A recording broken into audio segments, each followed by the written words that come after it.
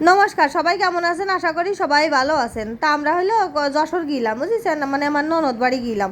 তাও আনতে ফিরার সময় এখন ছেলে পেলে লাগিস কি যে ওকে খিদে লাগিস, এখন কী খাবো তাহলে এই যে আসতি পথে এই হোটেল অ্যান্ড ফাস্টফুড কর্নারটা বাদে, বুঝেছেন। তা করলাম যে তাহলে চলে এই জায়গা আমরা মাঝে সাঝেই যাই, তাই জায়গাটাও বেশ ফাইন সুন্দর, পরিবেশটা কিন্তু হেব্বি সুন্দর।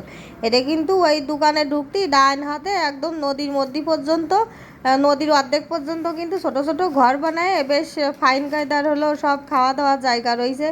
তা ওই জায়গার এখন আর যাবো না, কারণ ওই নিচে যে খাওয়ার অনেক সময় নেই, কারণ বাড়ির দিকে ফিরতে হবে, রাত হয়ে গেছে মেলা।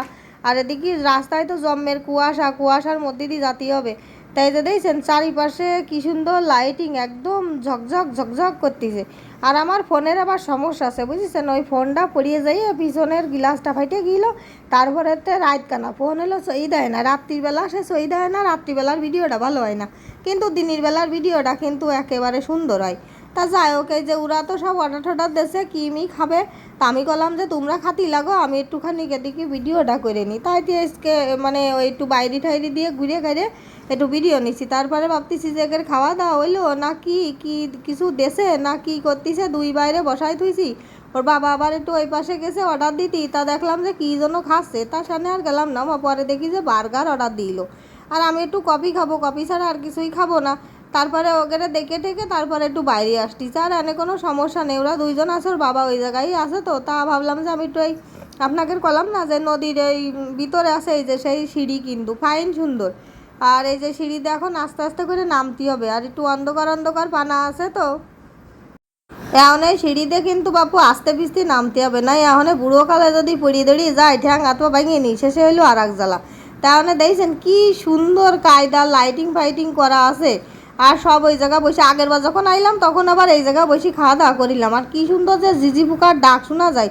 তা এখন আর হলো যায়নি, কারণ হলো বললাম না দেরি হয়ে যাচ্ছে, এদিকে কুয়াশায় বেরিয়ে যাচ্ছে, রাত হয়ে যাচ্ছে, বেশি রাত হলে আবার মানে চালাতি গাড়ি বেশি সমস্যা হয়ে যাবে না। এই দেখেন এই রাস্তার দিকে আসতেছি, মাঝে মাঝে কুয়াশা এমনভাবে আসতেছে যে সামনে কি আছে কিছুই দেখা যাচ্ছে না, মনে আছে কি আমরা মেঘের মধ্যে রয়েছি, মেঘালয়ে রয়েছি। হ্যাঁ, মেঘালয়ে যাওয়ার কপালটা এখন হয়ে পারিনি, যদি ভাগ্যে থাকে তা কোনো একদিন মেঘালয়ে যায় একটু এরম মেঘ দেখে আসবেন, মেঘ না দেখি এরম সুন্দর মেঘের মতন কুয়াশা তো দেখতে পাচ্ছি। এখন মনে আছে মেঘালয়ের ফিল্ডটা নিচ্ছে, এদিকে শীতও লাগতেছে। যাই হোক, আর রাত যত হবে না তত কুয়াশা বাড়বে না, বুঝেছেন। ওই জন্যই মনুকেরও করছিলাম যে তাড়াতাড়ি খাওয়া দাওয়া শেষ করো, আমরা বাড়ির দিকে রওনা করি। তা দেখছেন কুয়াশার যে কি অবস্থা, আর মানে কি আর বলবো, এ তো বুঝানোর কায়দা নেই, দেখতেই তো পাচ্ছেন। তা যাই হোক, আমরা কিন্তু এখন বাড়ির দিকে রওনা দেবো, এখন ওই দিকে যাবো, ফেরবো। দেই যে মনিকের খাওয়া দাওয়া হয়েছে নাকি, তা আমি আবার এই গাড়ির কাছে এসে দাঁড়াচ্ছি, আর ওদিকে যাবো না, কারণ আমি একটা কফি খাইছি, খাই এটা এই জায়গাতে এসে দাঁড়ায় রয়েছি, মানে দাঁড়ায় কি একটু ঘুরে ঘুরে ভিডিও টিডিও নিছিলাম। তো ওই যোগের খাওয়া দাওয়া হয়ে গেছে, এখন এই যে বেরোবে সব, বেরোয় আমরা এখন বাড়ির উদ্দেশ্যে রওনা দেবো। তাই এই জায়গাটা কিন্তু খুব ভালো সুন্দর, আর একদম নিরিবিলি পরিবেশ। আর মনুকের বাবা হইলো মাঝে মধ্যেই কিন্তু এই জায়গা আসে, আমরাও আসি, আর মনুরা আসতে খুব ভালোবাসে, কারণ ওই যে নদীর ভিতরে যাওয়া আসা করে, উঠানামা করে, ছাদে একটু বাচ্চাদের খেলনা টেলনা আছে, এই আর কি।